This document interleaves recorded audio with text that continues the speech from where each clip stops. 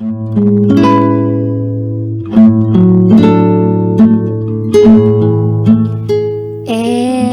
now it's time for DJ Rocky's Secret Files.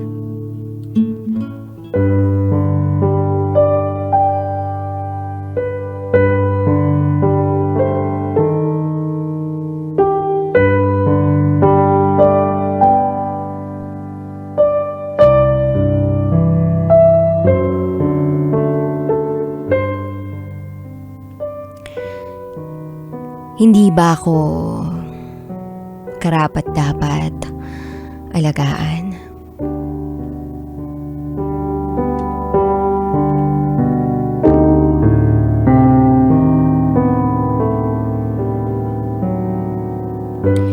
Hi, DJ Rocky. I'm a single mom. I'm a single mom with 3 beautiful children. I've been in relationships na puro short period lang. Kasi ayoko ng commitment. Kontento na akong mag-isa. At handa na ako na tumanda ng mag-isa. Itago mo ko sa pangalang Princess. At ito, ang aking secret file.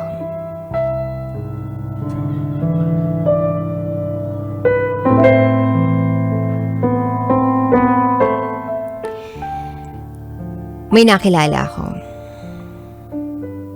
Isang lalaki sa kumpanyang pinagtatrabahuhan ko. When I met this guy, pa 33 years old na ako. Siya naman, 29. Mabait. At ma-effort. Although wala siyang alam sa gawaing bahay, pero alam kong masipag siya. Mabilis ang naging pangyayari. Sinuyo niya ako. Nag-effort siya sa akin. Then after few months, nag-live-in kami. Akala ko nga nung una, pag short period lang. Kumbaga, panglandian lang. Pero ipinakilala niya ako sa nanay niya. Feel na feel ko ang pagkahaba ng hair ko that time. But at the same time, nahihiya ako sa pamilya niya. Meron din kasi akong 3 anak. At bukod pa ron, mas matanda ako sa kanya. Pero tinanggap nila ako. Pati na rin ang mga anak ko. Yep, DJ Rocky. Tinanggap ako ng buong buo ng pamilya niya. Until nabuntis ako. Dito na nagsimula ang lahat ng pagbabago. Sa pagbubuntis ko, hindi ko maramdaman na meron akong partner. Hindi ko maramdaman ang concern niya sa aming mag-ina niya. Malimit siyang wala pag kailangan ko siya. Lagi siyang nasa tropa niya.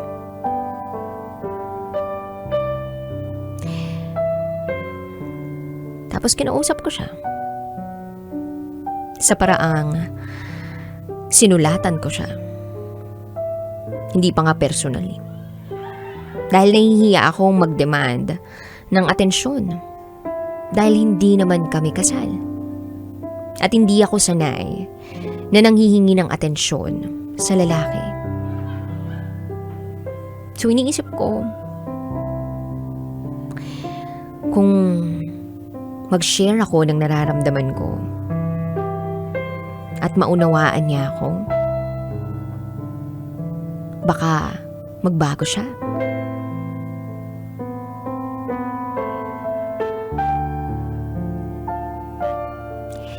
So ang ginawa ko, tinapat ko siya. Baka sakaling maunawaan niya nga ako. Kaya lang, pinagsalitaan niya ako. Ang punto niya sa akin, mga kaibigan naman niya yung sinasamahan niya.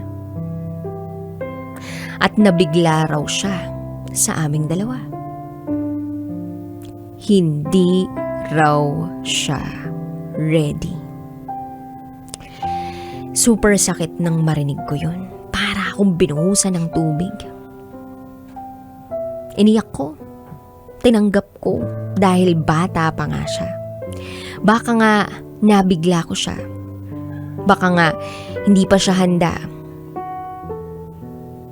At dahil sa stress ko, nakunan ako. Nawala ang batang daladala ko. I was in my lowest point of my life. Marami akong iniisip that time. Iniisip ko mawawalan ako ng trabaho, mga utang ko na hindi ko pa nababayaran, magulang ko, mga kapatid ko at mga anak na umaasa sa akin.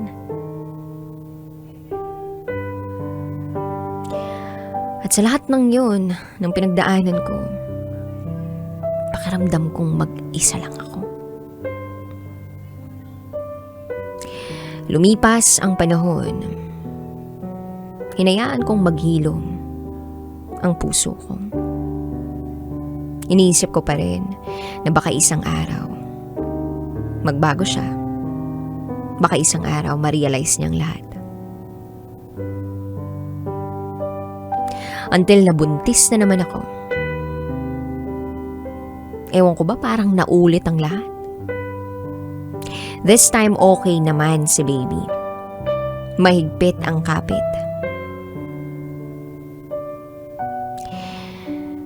Sa totoo lang, DJ Rocky, hindi ko in-expect na mabubuntis ako uli. Dahil nandun na yung takot. Isang taon pa lang ang lumipas nang makunan ako eh. Nandun pa yung phobia. Pero anyway, nangyari na ang nangyari. At pakiramdam ko sinadya niyang buntisin ako. So akala ko nga may magbabago. Pero parehas pa rin ang naramdaman ko. Wala siya. Wala siya nung malaman kong mawawalan ako ng trabaho. Andun siya sa tropa niya. At ang sabi niya pa sa akin, kaya ko naman daw. Ako pa, madali naman daw ako makakahanap ng trabaho. Tapos, kinuwento niya pa sa akin na yung tropa niya natanggal din sa trabaho kaya depressed. Pinuntahan niya. So, inuna niya pa yung tropa niya kaysa sa akin. Sa sama ng loob ko, umiyak ako. At hindi maalis-alis sa isipan ko ang tanong na bakit di niya ako magawang asikasuhin? Dinadala ko yung anak namin.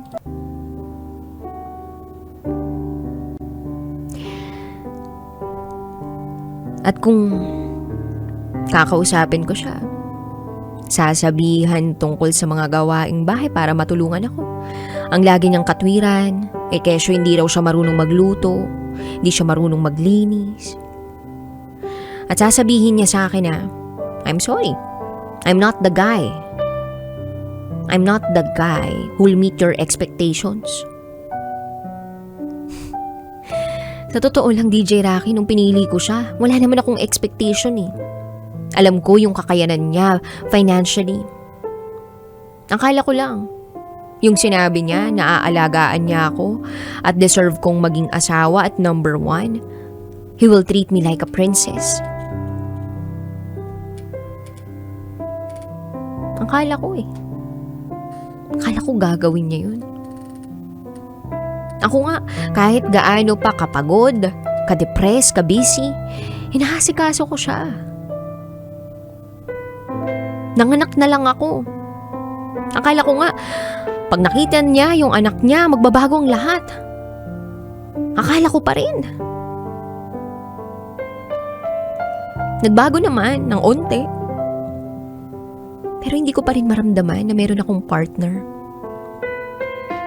Never niya akong tinanong kung kumusta araw ko, kung okay lang ba ako.